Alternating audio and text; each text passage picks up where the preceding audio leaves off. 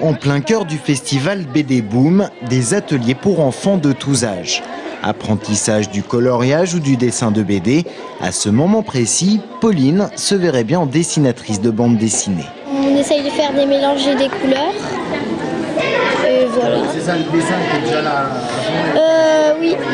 Et on a juste à colorier, à essayer de mélanger des couleurs pour que ça ressemble un petit peu.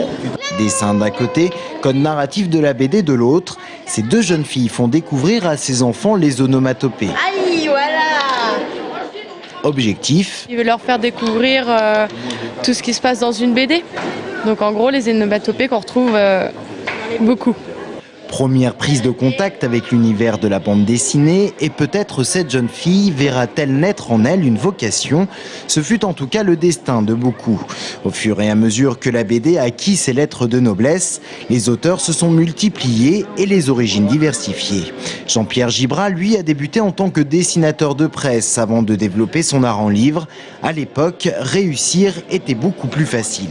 Au milieu de cette somme de nouveautés, pour un type qui démarre, c'est plus difficile qu'à mon époque, ouais, c'est sûr. Ça. Pour vous donner une idée, moi quand j'ai commencé, il y avait 250 nouveautés par an et il y en a 3000 sans compter les mangas. Dans ce contexte, comment un jeune auteur peut-il se faire publier et connaître le succès? Le talent bien sûr, mais peut-être aussi les bons conseils.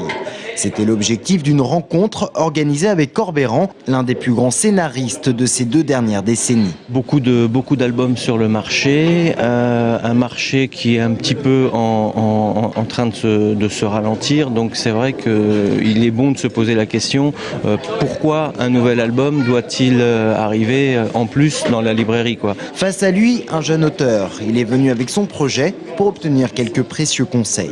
Il y a déjà une sensibilité de l'écriture, mais je m'aperçois qu'effectivement le scénario est très important dans la découpe d'une histoire en bande dessinée.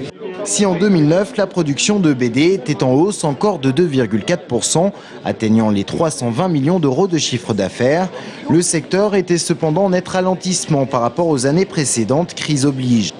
Conséquence, les éditeurs ont privilégié les rééditions, bref les valeurs sûres, compliquant encore un peu plus la tâche des jeunes auteurs.